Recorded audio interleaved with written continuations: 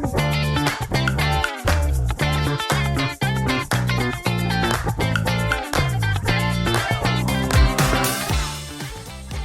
everybody, this is Jeremy Tiers from Tutor Collegiate Strategies, and you're about to check out the latest episode of the Mission Admissions Podcast, a show that's designed to help higher ed become better recruiters, communicators, marketers, and managers. Each week, I'll introduce you to an industry leader or difference maker who will share helpful advice, tips, and strategies that will help you grow professionally and personally. Mission Admissions is part of the Enrollify podcast network and is made possible by Gecko, an engagement platform that makes it easy for your team to deliver a better student experience. I'm excited to share my latest candid conversation, so let's get started. Hello again, this is Jeremy Tiers, and I'm back for episode 2 of the Mission Admissions podcast. I appreciate you spending some time with me today. If you checked out episode 1 and you're back, welcome back. If this is the first time checking it out, I appreciate you spending some time with us. Today I have the pleasure of introducing you to somebody who has worked with the best of the best in multiple industries and knows what it takes to perform at the highest level or lead at the highest level. Alan Stein Jr. is a keynote speaker, author, and well-known performance coach who spent 15 plus years working with some of the highest performing NBA players on the planet, including the late Kobe Bryant, Kevin Durant, and my daughter's favorite player, Steph Curry. 5 years ago, Alan transitioned to working with executives in Fortune 500 companies like Pepsi, Starbucks, and American Express on both individual and organizational performance. He's also found time to author 2 books, including one of my all-time favorites, which is up on my shelf behind me, Raise Your Game, highly recommended to anybody. He's a proud Elon grad and dad to Luke, Jack, and Lila. So welcome to the show, Alan. Oh, Jeremy, it's so awesome to be with you, man. This is going to be a lot of fun. So talk to us about that pivot you made 5 years ago, Alan. Like, how does that come about? Because I know for me, I got into doing what I'm doing about 8 years ago. And I'll be honest with you, it was a hard pivot for me because I thoroughly enjoyed what I was doing prior. But obviously there were life circumstances and things where I just knew, hey, it was time. So help me understand, walk us through your process. How did you know it was the right time? Did you know it was the right time? Give us a feel for that. Sure. Well, I'm incredibly grateful that basketball has been a major pillar in my life, for no exaggeration, almost my entire life. I fell in love with the game at 5 years old when my parents signed me up for my first recreation team. And here 40 plus years later, basketball is still a major staple of my life. And for that, I'm incredibly grateful and appreciative. The first third of my life I spent as a competitive basketball player and was able to play all the way up through graduation from Elon in the late 90s. And then I spent the next 15 years, as you mentioned in the bio, as a basketball performance coach, where I was literally eating, breathing, and sleeping basketball. And I loved every minute of that. But around 5 years ago, when I decided to make that pivot, I was just ready for a change. I could feel myself starting to approach burnout in the basketball space. That as much as I loved, respected, and appreciated my relationship with the players and the coaches I had a chance to work with, basketball just wasn't lighting me up anymore. I was no longer fascinated by how I could improve a player's athleticism or any of the things that fell underneath the umbrella of being a performance coach. It just wasn't exciting me anymore. And I've always been a big believer that to be in a profession like coaching or anything in the education world, both of my parents were elementary educators for 30 plus years. So it was modeled for me that if you're going to be a teacher or you're going to be a coach or you're going to be really a leader of any sort, you owe it to your people to be all in. Heart, mind, body, and soul. That's not the type of profession that you can just coast or just mail it in. And because I had so much respect and reverence for players, coaches, and for the game itself, and for myself, once I saw that my passion for basketball was starting to wane, I knew it was time to make a change. And a seed had been planted much earlier. That professional speaking, keynote speaking, was going to be something that I knew I wanted to try at some point. So I figured, as burnout was approaching, it was the ideal time in my life to take on a new challenge, leap over to another industry, try something new and different, and see if that would relight my fire. And it absolutely did that. And I'm very grateful that I made that move when I did.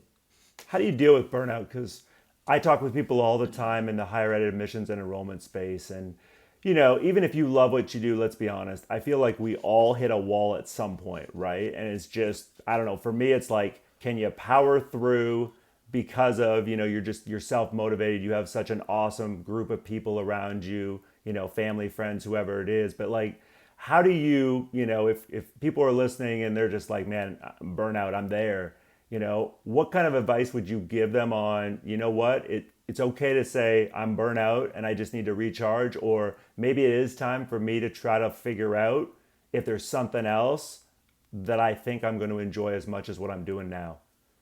Well, I love the insight in that question because you basically implied that it takes awareness. It takes some self introspection. It takes having the courage, and it really does take courage and vulnerability to look on the other side of the curtain, especially if you've been in an industry or in a certain job for years, if not decades. It takes courage to even consider whether or not you should make the leap to doing something different. I'm of the belief that burnout is really stemmed from misalignment. When the hours that you're logging and the sacrifices you're making and the blood, sweat, and tears that you're pouring into your work is no longer in alignment with what you find meaningful, with your own curiosities and fascinations, if it's not aligned with your core values and it's not filling your bucket, instead you feel like it's draining your bucket, then that's what ultimately causes burnout. So there's two halves of that equation. It's a clear fork in the road, and you can look at either side of the equation to address, or you can consider doing both. On one hand, if you find yourself consumed by work, working weekends, not taking vacations, being tethered to your device 24/7, and you're working an extraordinary amount of hours, one step to help alleviate burnout is to figure out ways that you can decrease that. Find out ways, insert ways that you can actually rest and recover the same way athletes do. Athletes can't train hard 365 days a year. They need to train hard, and then that needs to be followed by periods of rest, recovery, and rejuvenation. That's how they can continue to perform at a high level. And it's the same thing for all of us. So you need to find time for self-care. If your work isn't necessarily filling your mental, physical, and emotional bucket, can you make time in your schedule to decrease work so that you can make the time to do some of these other things that will refill your bucket? So on one half of the equation, you can look to integrate more self-care and rest and recovery. And in this case, we're speaking mostly about mental and emotional rest and recovery, but there's still a physical component. Or you can look on the other side of the equation and say, okay, how can I reconnect to my purpose? I used to love what I was doing in this work. I found it incredibly meaningful. How can I get back to that? How can I get back to the purity of why I got in this in the first place and reconnect to that love? Are there portions of my work now that I can uncover that will increase my fascination and curiosity? Are there areas that I can work on from a professional development standpoint that will allow me to grow and to improve and to develop? I find that most of us are usually feeling most happy and fulfilled when we're doing something that stretches us and pushes us and allows us to grow and to improve. When we start to stagnate and flatline, usually burnout will follow. So you have either side of the coin that you can take a look at, finding ways to increase self-care, rest, and recovery so you're working less and your bucket is full more consistently, or how can you reconnect to your meaning and your purpose and things that really light you up and fascinate you. And if you do both of those things and you find that you're still feeling somewhat burnt out, then it may be time to look at another industry or maybe another position within the school that you're working with, whatever that may be. And you hit on a couple of things there that I find myself talking a lot during one-on-ones, not only with admissions and enrollment professionals, but leaders about twofold, right? What's your why? And as a young professional, I'm not sure I understood the importance of that either, but reconnecting, right? I know back to transitioning, right, that we talked about to begin. For me, that was what helped me figure out why this would be an okay move for me to do what I've now been doing for 8 years. Because when it got down to it, well, why did I love coaching? Why did I love the work I did? right? When I was working in the high school as a high school counselor, it was the opportunity to impact somebody else and help them with something, right? And I feel like I get to do the same thing now. And so for anybody listening, I hope that offers some value there. But then you hit on the phrase self-awareness. And I've heard you say how important that is. It's a foundational component I know that you talk about. I feel the same way. So how do you help somebody if they're not self-aware or feel like maybe I'm not, getting as much out of that as I need to? How do you help somebody become more self-aware? What I've always found almost comical, and this is even with my own life, speaking, candidly through the first person, is almost everyone walking the earth believes they're self-aware. It's just like most people, very few people will admit that they're a bad driver. Like everybody thinks they're a good driver, and clearly that's not the case. It's been my experience that almost everyone thinks they're self-aware, and that's because you don't know what you don't know. I mean, hindsight gives me the perspective to know that when I was in my 20s and 30s, I was incredibly unaware. I was, almost had my head in the sand and was numb to a point. But had we had this interview 15 years ago, at that time, I would have thought I was self-aware. But I was so riddled with blind spots that I didn't even know existed. That's why I was, there was some confusion to that. So the first thing folks need to do is to acknowledge that there are things that we know we don't know and that we do have blind spots. And one of the best ways to improve self-awareness, once you've actually, clarified that and brought that to the surface. And that is a huge first step. Like, I don't want to downplay being aware that you are unaware is the first step, because we'll never fix something we're oblivious to, and we'll never improve something we're unaware of. So being able to acknowledge that, I have some blind spots, and there are some areas in my life that I am fundamentally unaware of, but I want to bring those to the surface so I can be the best version of myself. And it sounds almost contradictory that the way we improve self-awareness is through the help and support of others. But I'm a big believer in insulating yourself with a group of people that care enough about you to help you improve your awareness. That ultimately, from an awareness standpoint, it's making sure that the way you view yourself is in alignment and in harmony with the way the rest of the world views you. And this is not about pandering for someone's affection or approval. This is basically saying that if I were to give myself a report card in different areas of my life, and then I were to get the people that know me the best to also give me a report card in those areas, how much alignment would there be? Do I rate myself? And it doesn't matter if I rate myself very highly or I rate myself poorly. Would that match what others see in me? And if those things are not matching, then you're somewhat unaware. And that was certainly an issue that I had. And one of the best examples I can think of, because this was one of my fundamental thorns in my paw, was I was not a very good listener. I certainly put more of an impetus on the talking portion. And even if you and I were having a conversation, I wasn't really actively listening to you. I was more just waiting for my turn to talk. And oftentimes, I would almost make conversations somewhat unconsciously adversarial, where it was like, I just want to prove to you how smart I think I am. So I'm just waiting for you to stop talking so I can share a moment of brilliance and you'll be really impressed and you'll like me. Or I would turn them into somewhat of a debate, thinking that in order for me to win, you have to lose. And that's, neither one of those approaches are a sound way to enter into a conversation. So listening is one that, but if you would have asked me 15 years ago, did I think I was a good listener? Yeah, I would have thought that I was a good listener.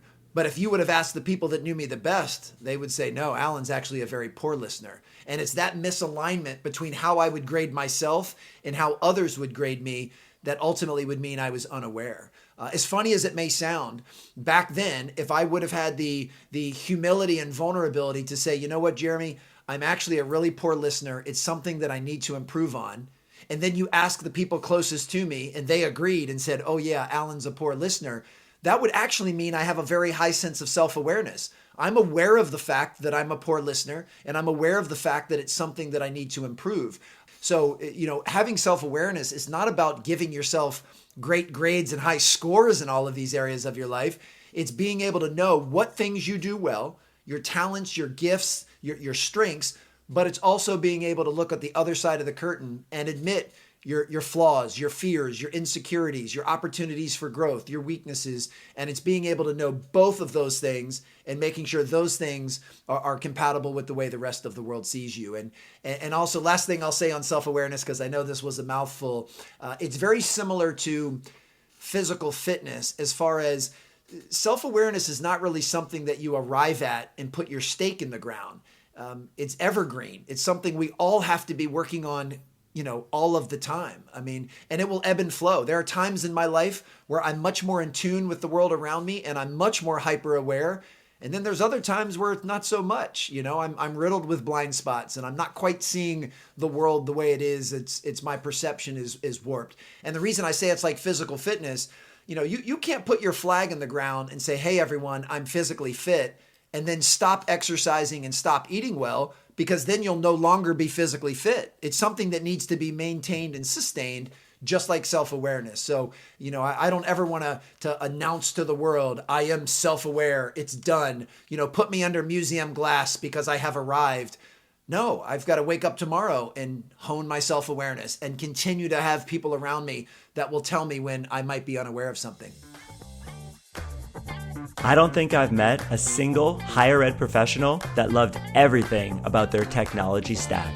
Here's the honest truth. No CRM or SIS will be able to meet all of the needs of all of your team.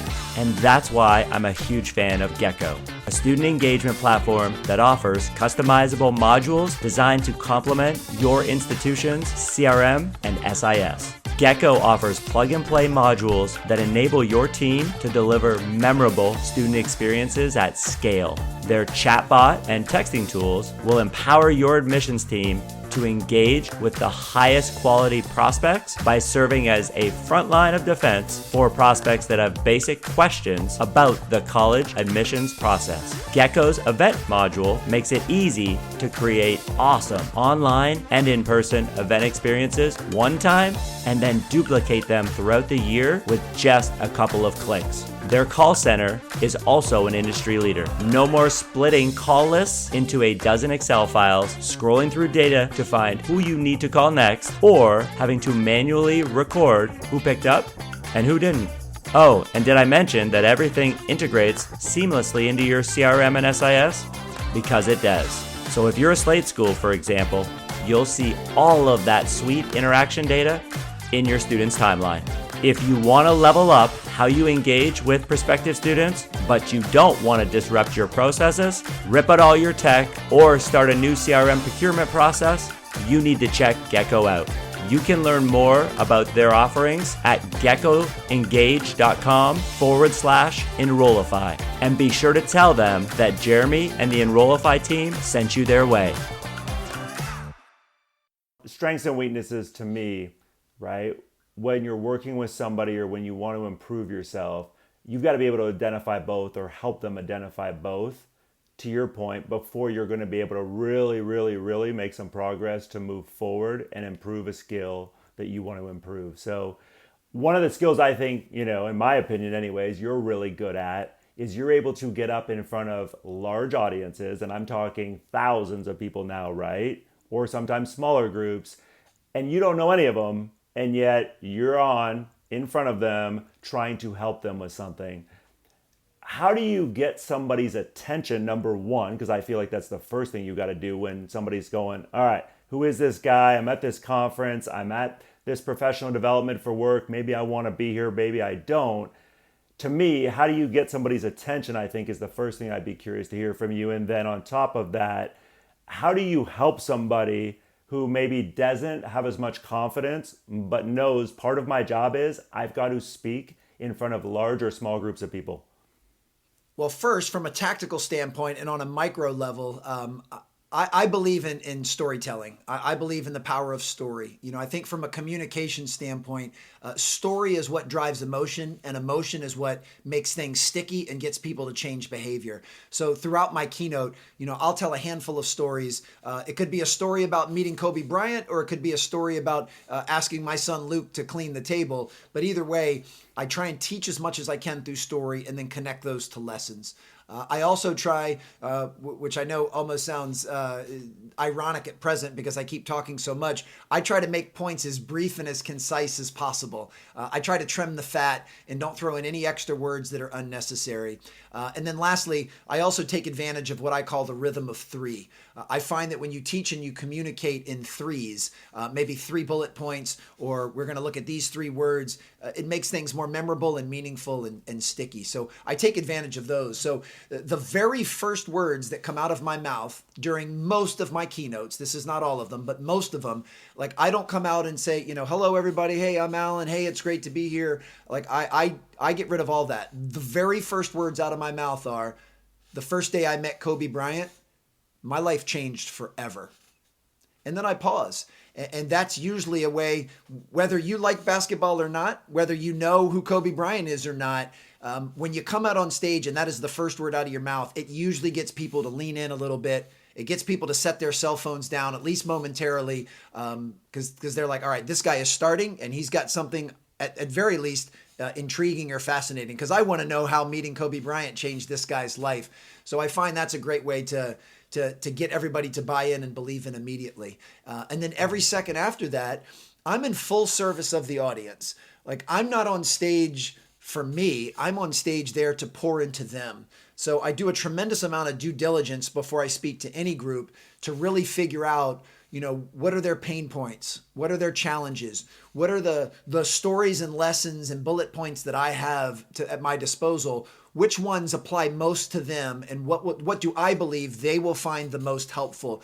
So I make sure that every moment I'm on stage, it's all about the audience, and anything that I can do to add value to their lives or give them something that will allow them to think, act, and do differently is what it's all about. And I do my best to start building up that trust deposit, as early as I can in my presentation. I mean, even the story about meeting Kobe Bryant, the end lesson is not about me meeting Kobe Bryant. It's not even about Kobe Bryant. It's about what they can take away from that and how they can apply that to their lives. So I think as long as you're making it all about the audience, it'll be a more effective way of holding their attention, because inherently we're all selfish.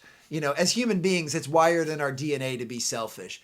And the moment you think the person on stage isn't offering you something that's of value, you will easily divert your attention to something else. You will say playing words with friends is more valuable than what this guy's saying, so that's where I'm going to place my attention. So I believe it's my job to be captivating enough to hold their attention. And I don't get offended. If somebody's looking at their phone, I don't blame them. I look at myself and go, okay, then I got to step up my game, because clearly what I'm sharing is losing out to whatever's on their phone, and that's not their fault. That's mine, and that's my responsibility. So that I hope answers the first portion. And then the second portion, if you don't at present feel comfortable being on stage or being in front of others, just know that that's okay. And that's normal. Like we all have different fears, some of which are rational, some of which are irrational. I'm thankful that being in front of people and sharing something I'm passionate about is something I've always gravitated towards and something I've always leaned into. In fact, being on stage with the bright lights is one of my favorite places to be in the world. Like there's very few places I'd rather be than being up on stage pouring into others. But I fully recognize that's not the same for everybody else. In the spirit of full transparency, I have somewhat of an irrational fear of doctors and doctors' offices and needles and giving blood and all that type of stuff. So if you told me tomorrow I had to go to the doctor to give blood, I would be petrified. And I know that's an irrational fear, because I know doctors are wonderful servant leaders, and I'd be in the safest place in the world when you're actually at the doctor's office and they know what they're doing, and there's, my life is not at risk. I'm not in any inherent danger.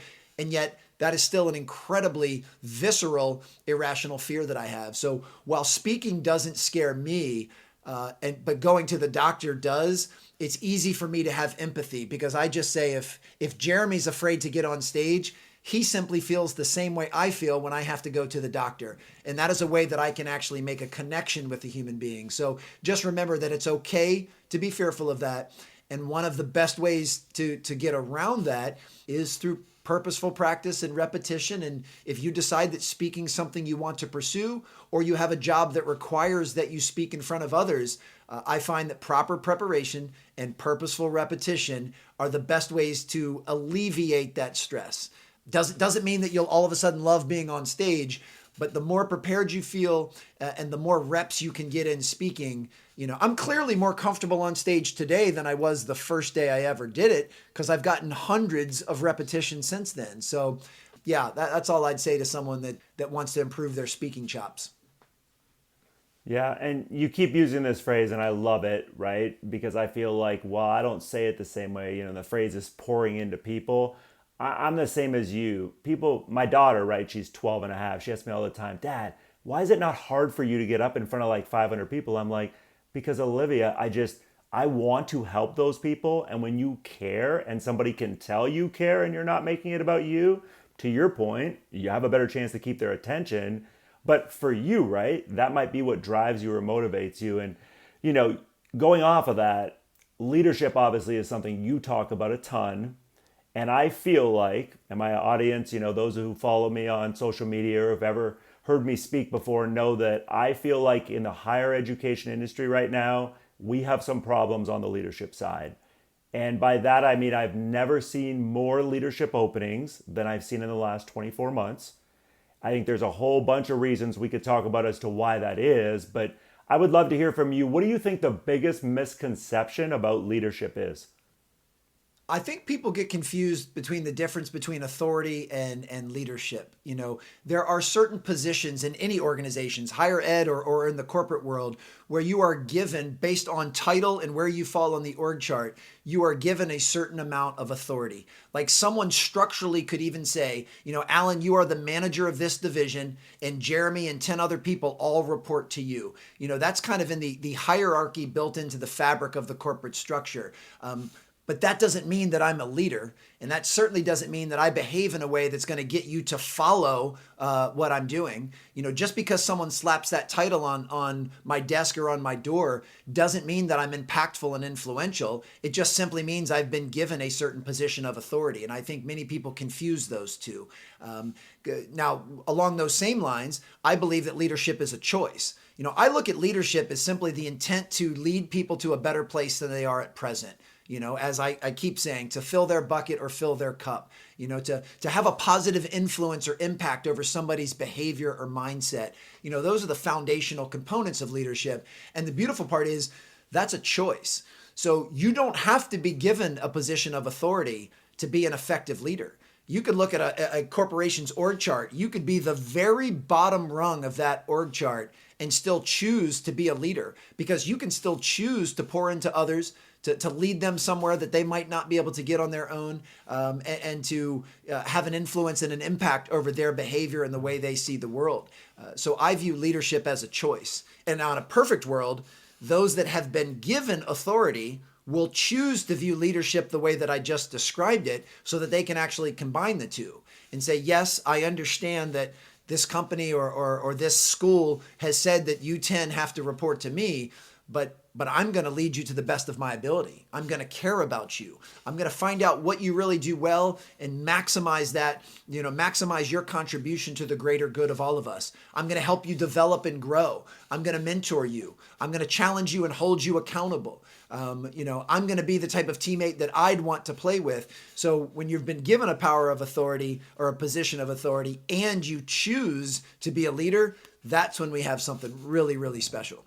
Yeah, and I love that you hit on this idea of you don't have to have associate director, vice president, you don't have to have that title to lead. I know I've heard you talk about you can be an influential teammate, right? So how can people who don't have that leadership title, but maybe they want an opportunity to do more within their organization, what can they do to lead in other ways, Alan? What are a couple quick examples? Well, the first thing they can do is I say, start where you are. So if you're not content with the role that you currently have, that you want to be able to spread your wings, climb that ladder, and maybe get a promotion, if you will, the most effective way to do that is to star where you are, is to do such a great job with your current role and make a maximum contribution to everyone around you. Add value to anyone and anything that you come in contact with, and that will create opportunities for you. One of the worst things you can do is kind of straddle and only give your current role, 50% of your effort or attention because the other foot is already out the door trying to politic or get your way into something else. No, learn to star where you are. In the basketball world, obviously that's something you and I share. I would always tell players, if you want to earn more minutes in games, you do that in two ways. One, through practice. Like, you earn minutes by how you show up in practice, by certainly your on the court performance, but also the way that you handle yourself off the court as far as a teammate. And then the other way you earn more time in games is whatever time you've been given, you make the most of that. So even if the coach only puts you in for the last 30 seconds of a blowout, you play that 30 seconds to the best of your ability. Even if it's only one possession, whether it's on offense or defense, you don't take that for granted. You do the best you can for that 30 seconds. And what usually happens, if you have a good coach, that 30 seconds will turn into 1 minute next time. And that 1 minute will turn into 2 minutes. And that 2 minutes will turn into 4 minutes. And then when a player that's in the rotation in front of you is either academically or ineligible or they get hurt, now they say, well, so-and-so has proven that they can step into this role, and all of a sudden you've got this new opportunity. But it's all about starring where you are. And I know that's very easy for me to say. That is not easy to do.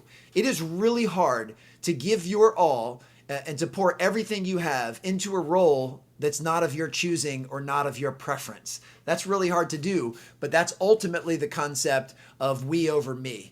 That when I've decided to be a part of something bigger than myself, I've made the agreement that what's best for the team is what's most important. And my sole goal being on this team is to make a maximum contribution within the role that I've been given. And if I do that, people will take notice. There's an old Steve Martin quote, be so good they can't ignore you. And that's how I look at it. So wherever you fall on that org chart, you just wow people with that. If your job is just to, even in basketball, if your job as the manager is to just sweep the floor before practice, that's your primary responsibility, then take pride in that.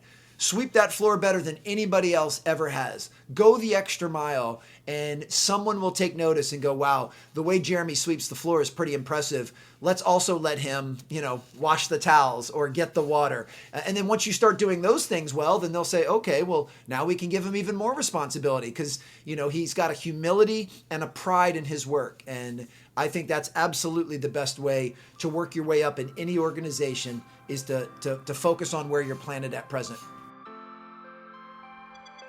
Hey, all, Zach here from Enrollify. If you like this podcast, chances are you'll like other Enrollify shows too. Our podcast network is growing by the month, and we've got a plethora of marketing, admissions, and higher ed technology shows that are jam-packed with stories, ideas, and frameworks that are all designed to empower you to become a better higher ed professional. Our shows feature a selection of the industry's best as your hosts. Learn from Mickey Baines, Jeremy Tiers, Jaime Hunt, Corynn Myers, Jaime Gleason, and many, many more. You can learn more about the Enrollify Podcast Network at podcasts.enrollify.org. Our shows help higher ed marketers and admissions professionals find their next big idea. Find yours at podcasts.enrollify.org. That leads me to this then. I see so much, and I'm sure you run into this with companies that you work with, Alan. In higher ed, there are a ton of people who say, all right, I'm going to control what I can control. I'm going to do what I think is my job to the best of my ability. I'm going to hope my boss or whoever can potentially give me more responsibility recognizes it and then tries to figure out, do I want more responsibility? What can I do to pour more into Jeremy? But I feel like I hear all the time in one-on-ones, Alan, Jeremy, I take ideas to my boss, I get shut down, I get given no context, I walk away feeling stupid, frustrated, right? Put in whatever word you want. And you know what, Jeremy, I'm done taking ideas. And I always tell that person, no, please don't do that, and here's why. And I try to explain to them really quickly. Number one, that limits your own growth when you have that approach. And number two, even if 1 out of every 10 times what you take gets acted on, there's a positive trickle-down effect, not only that ties in with your core mission of serving students and families, if you're listening to this and you work on the admissions and enrollment marketing side, but whatever, right, your job might be. And so give me some feedback, Alan, on, handling tough conversations. What would you tell somebody in a leadership position, right? So they manage the person they're having the conversation with. If you manage me, Alan, and I come to you and I bring an idea to the table, what are some things as a leader you need to be able to let me know or do if you're going to be the best leader, to have me not walk away and go, well, that was a complete waste of my time. I don't want to ever do that again. Well, certainly in the hypothetical that you just gave, if you were coming to me, and this is something that the 46-year-old present day Alan would be able to handle, I think, fairly effectively, but the 36 and definitely the 26-year-old Alan would have not done a very good job with that. First and foremost, I would want to make sure that you felt heard, that I gave you my full undivided attention, and that I am interested in whatever ideas that you are bringing to me. And I'm not going to deflect them. I'm not going to shoot them down. I'm not going to dismiss them. I'm simply going to listen without judgment. And then once you've shared that, because I care about you and I care about our team and our school and our organization, then I'll care enough to give you my honest feedback. And I will do my best to contextualize it and say, Jeremy, part of what you shared, I actually think is something we could implement. Let's take a closer look at that. Part of what you shared, I don't know that it's realistic at this time because of this reason, and it would be a conversation between us. It would not be me ruling with an iron fist and simply telling you, no, this can't work. So I would want to make sure that you felt heard. If there were any portions of what you shared that could be implemented, I'd want you to be involved in that process because I'd want you to have some skin in the game. And any part that you shared that isn't realistic or is not attainable at present, I'd want to be able to provide you reasons why and look you in the eye and explain that. And it doesn't mean that you'll like my explanation, doesn't mean you'll agree with my explanation, but I would feel like as someone that works with you and that you report to me, I'd at least want to share that with you. Now, One of the best things that I believe, let's keep this role play going. So let's just say you report to me. One of the most effective things we could do is we have a one-on-one meeting, and I ask you to write down the 3 most important responsibilities that you have in your current role. Like, what do you think are the 3 most important obligations or duties that you have? That if you were only going to do 3 things in a given day, what would those 3 things need to be for you to make a maximum contribution to our team? And I would ask you to write those 3 things down. Then I would write down the 3 things that I think are your 3 most important focal points and responsibilities. What do I think your 3 primary duties or responsibilities should be? That if you were only going to do 3 things today for our team, what do I think they should be based on your strengths? And then we simply compare our sets of notes. We compare your big 3 with my big 3, and let's see how much alignment there is. And I can tell you through experience that I've done this with hundreds of different organizations. There's usually a slight bit of dysfunction. Might be some overlap, but you might actually believe that what you should be doing is different than what I think you should be doing. What you believe you can add the most value to our team I think is something different. And the beauty in this is, this is not about right or wrong, good or bad. This is about opening the door for an honest conversation. And if I compared those 2 sets of notes and they were somewhat different, then my first question would be, Jeremy, okay, I see number 1, you said this, explain to me, why do you think that's the most important thing you should focus on? Why do you think your strengths and skill sets and mindset are most in alignment with this? And let's have a discussion. But at the end of that meeting, we just need to make sure that we are on the same page and that we have somehow combined those 2 sets of notes so that when you leave, you are crystal clear on the 3 things that are most important for you to focus on and the 3 things that you can make the biggest contribution to our team is. And I'm in full agreement. And the nice part is that means we'll all be swimming in the same direction. Now, once again, those 3 things, they might not be to your liking. They might not be your preference. You might wish that you could be working on 3 other things. But as long as we've agreed that this is what the team needs from you and you are making a commitment to be a part of this team, then I'm going to hold you accountable to doing those 3 things at a very high standard of excellence. And That's the type of alignment that we need. An offshoot of this conversation, and this could be a little less formal, would be, Jeremy, what would you say are your three most endearing strengths? What do you think are your three biggest opportunities for growth? And get you to write those down. And then I could write those things down about you as well. And let's see. This goes back to self-awareness. Maybe one of the things that you think is a strength, I actually think is a weakness for our team.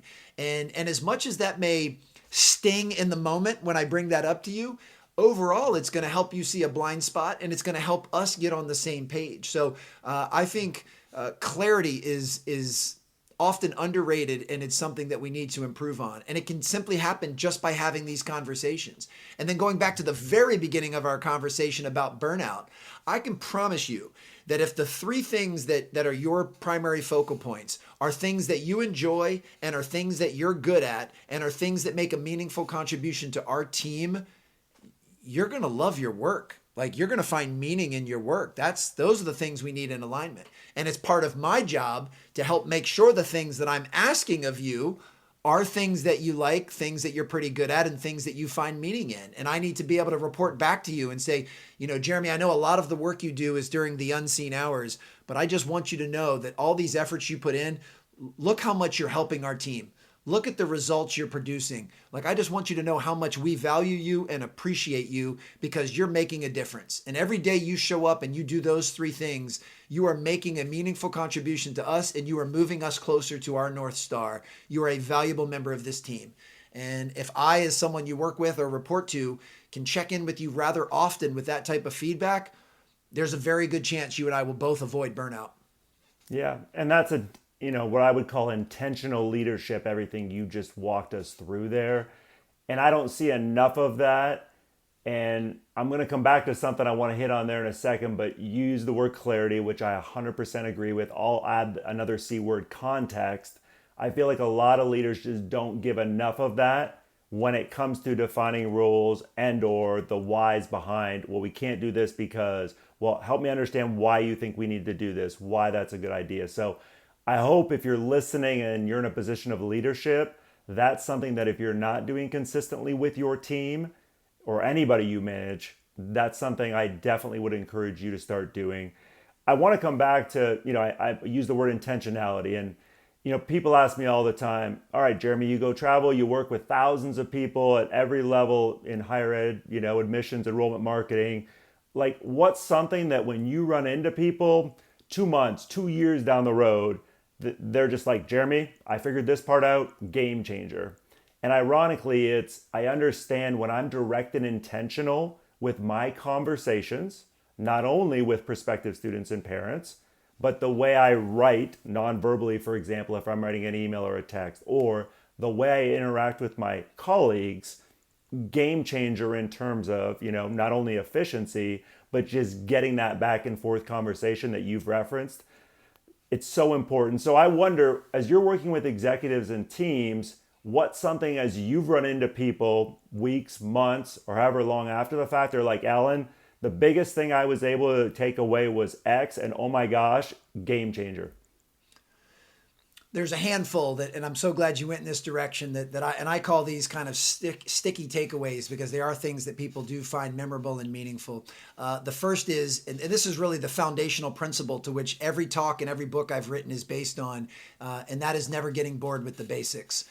Constantly embracing the fundamentals is, in the game of basketball, the fundamentals are pretty obvious. Your footwork, your shooting mechanics, how you handle the ball and so forth. And the great players understand they need to work on that stuff relentlessly during the unseen hours every single day, even if it's only for 15 or 20 minutes. Players like Kobe Bryant, Kevin Durant, Stephen Curry, they work on their footwork and their shooting mechanics every single day. So every group I speak with, and it's a wide variety of different industries, I tell them you need to get crystal clear on what are your basics. Like, what are the fundamentals that you need to work towards mastery of, and don't ever leave those. Make those a part of your daily routine. Make those a part of your practice, if you will. So that's one that most people, and the funny part is people say it with a laugh, because it's not like I'm sharing anything that they don't know.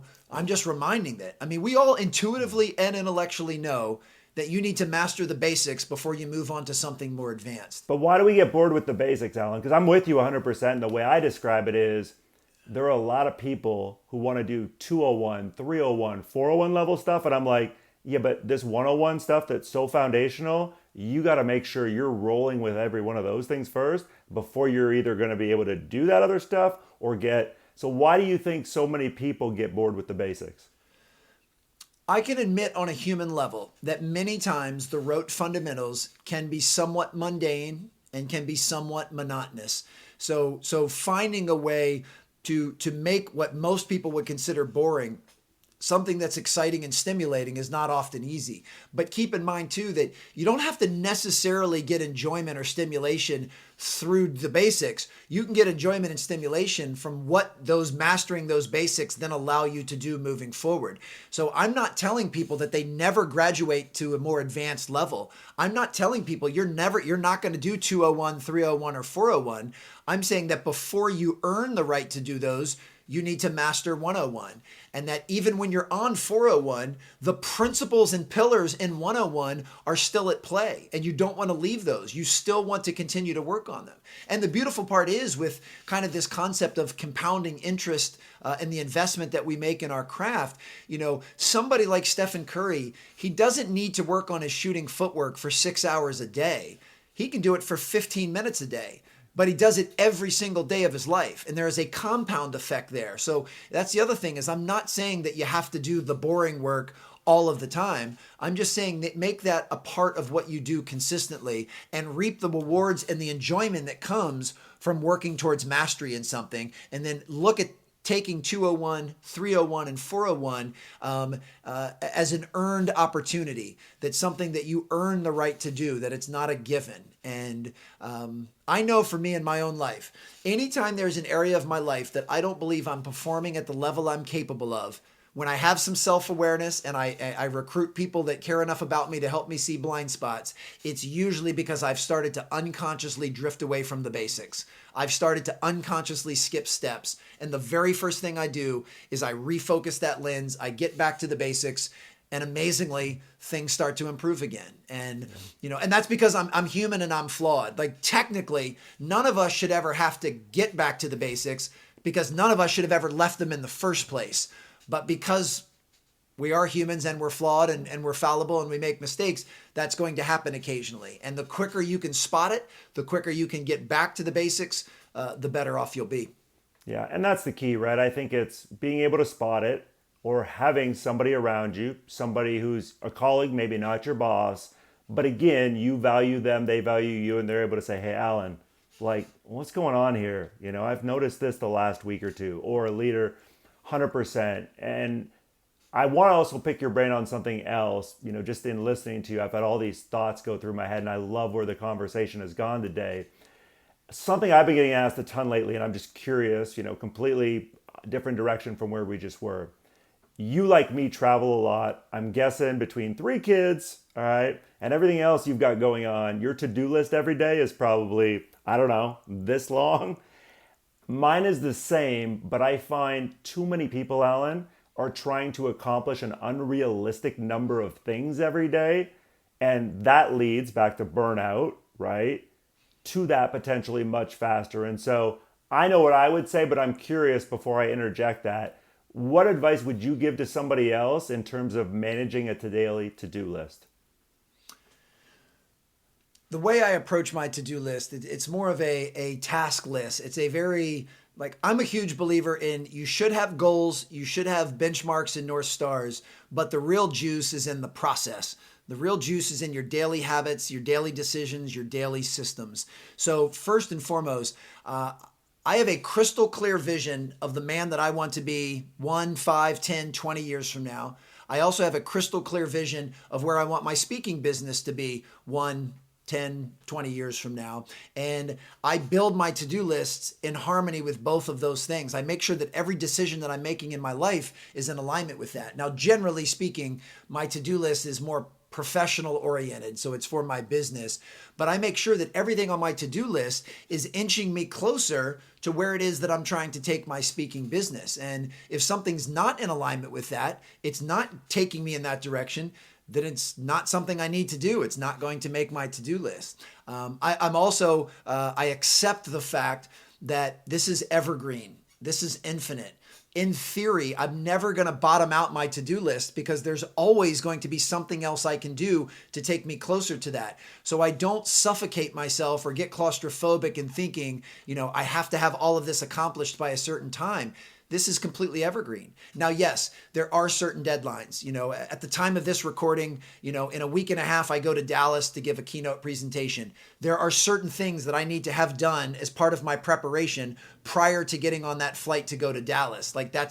So there's a deadline for that. So I prioritize that accordingly. And then I have a standard follow-up after I speak in an engagement. There's certain things that I do with both the client that brought me in or the meeting planner, as well as with the attendees. And there's somewhat of a deadline on that as well. I'm not going to reach out to you and be like, hey, do you remember when I spoke 2 years ago? No, you're going to hear with me, you're going to hear from me within 48 hours. So certain things are time sensitive, but they all take me closer to where I'm trying to grow my speaking business. So that's really the way that I look at it. But I don't let my to-do list control me. There are times where, at the end of a day of maybe doing 4 or 5 interviews like this, I'm emotionally spent and I say, you know what, I'm going to knock off today. I know it's only 4 p.m, but I'm done. I'm shutting the laptop. I'm turning the phone off. I'm not looking at my to-do list. Yeah, I could easily grind away for 4 more hours and check a few things off the box, but I'm not feeling it. So I'm going to give myself a break and I'm going to, wake up tomorrow feeling rested and recovered,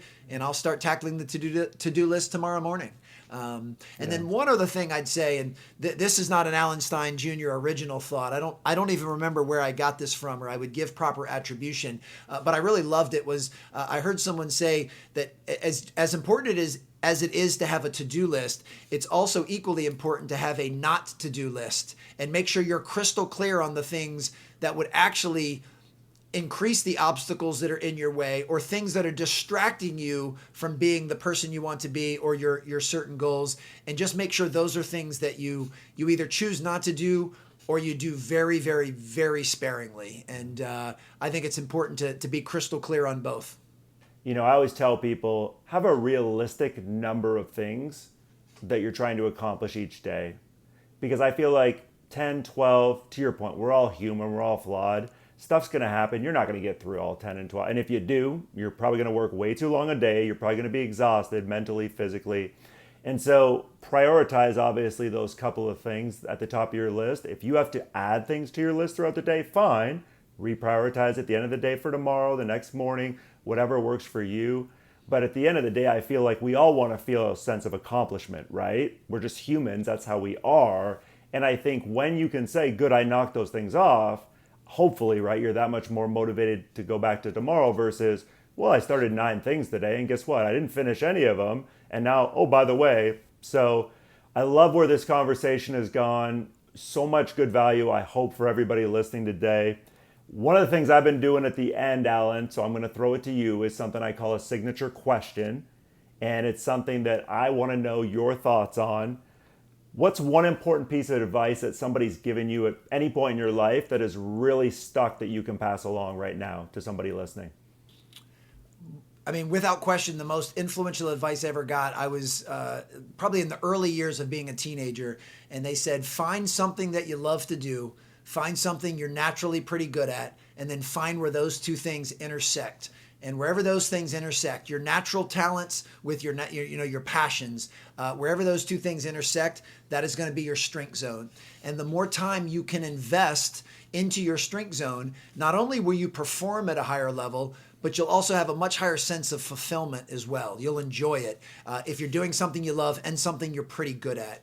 And keep in mind that point of intersection will change as you get older, as you mature, as you gain life experience, because you'll start to uncover new passions and you'll develop new skill sets and mindset. So, as we've already said, and this is a perfect way to put a big red bow tie on everything we've talked about, for the first third of my life, that intersection was as a basketball player. I loved the game of basketball. I was decent enough to play in high school and college, so you could say I had some natural talent, and that was my strength zone. And any time that I was investing in myself as a basketball player, improved my performance and brought me immense fulfillment.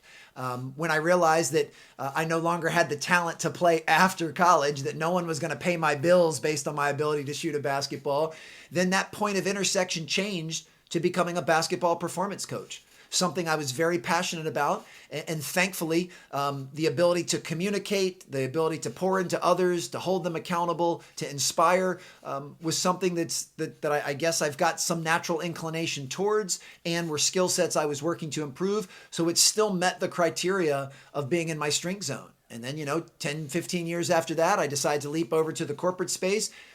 I still never left my strength zone. The strength zone has changed and that point of intersection has changed, but I've always decided to live in that space. And I don't know what the future holds for me. I don't know if 10 years from now, I'll be just as passionate about keynote speaking as I am at present day. If I am, great, I'll keep doing it. If I'm not, then I'll find another point of intersection and I'll make sure that I pivot to that accordingly. Yeah, and if you're listening and you're at the point of your life where you feel like you might have to pivot, I don't care if you're 23, 33, or 53, 100% please understand you can pivot. Just like Alan talked about it 5 years ago, I didn't start doing what I was doing until I was 37, almost 38. And if I had to stop tomorrow and change again, I'll be 47 here in about a month and a half. I have no doubt I could do it. So I'm going to end, though, Alan, with what I call fun rapid fire. So I'm about to throw a bunch of quick questions at you, and I just want quick feedback, about 20 seconds. You ready? I'm ready. Toughest one at the start here, so I hope you're ready for it. Who's the GOAT, MJ or LeBron? MJ. Underrated city you've been to recently? Rapid City, South Dakota. Better show, Billions or Ballers? Oh, man. Both of those make my Mount Rushmore of shows. Man, that's almost like asking me which of my 3 kids I love the most. I don't know. I'll let you flip a coin because I love both of those shows. Most competitive person you've ever been around? Mike Jones, who was the head coach at DeMatha for the 6 years I was there, and he's now the associate head coach with Virginia Tech men's basketball, is definitely one of the most competitive people I've been around. I don't know that I can think of a singular person. He absolutely is in the top 5. All right, last one, because I know you've got a bunch of things on your bookshelf. What's the most meaningful item in your office on your bookshelf? Wow, actually, I would say aside from anything that has to do with my children, some of my bookshelves have little arts and knickknacks that they made growing up. That stuff absolutely takes first place. But from a professional standpoint, I have a handwritten note from Coach K that I got back in 2008 when I met him for the first time. And I actually bring that with me to my speaking engagements. It's part of a story and a lesson that I teach. But if I had to pick the most meaningful thing in my office, aside from anything that has to do with my children, absolutely the letter from Coach K. Awesome. Alan, I sure do appreciate you spending some time with us today. Good luck, and we'll talk again soon. Sounds great. Thank you, Jeremy. Hey, all, Zach here from Enrollify. I hope you enjoyed this episode of Mission Admissions with Jeremy Tiers. If you like this episode, do us a huge favor and hit that follow and subscribe button below. Furthermore, if you've got just 2 minutes to spare, we would greatly appreciate you leaving a rating and a review of this show on Apple Podcasts. Our podcast network is growing by the month, and we've got a plethora of marketing, admissions, and higher ed technology shows that are jam-packed with stories, ideas, and frameworks that are all designed to empower you to become a better higher ed professional. But Enrollify is far more than just a podcast network. Enrollify is where higher ed comes to learn new marketing skills, discover new products and services, and find their next job. We're a growing learning community of 4,000 members, and we'd love to welcome you into the fold. You can access our free blog articles, newsletters, e-courses, and more, or purchase our master course on how to market a university with Terry Flannery at enrollify.org. We look forward to meeting you soon and welcoming you into the community. Again, you can subscribe for free at enrollify.org.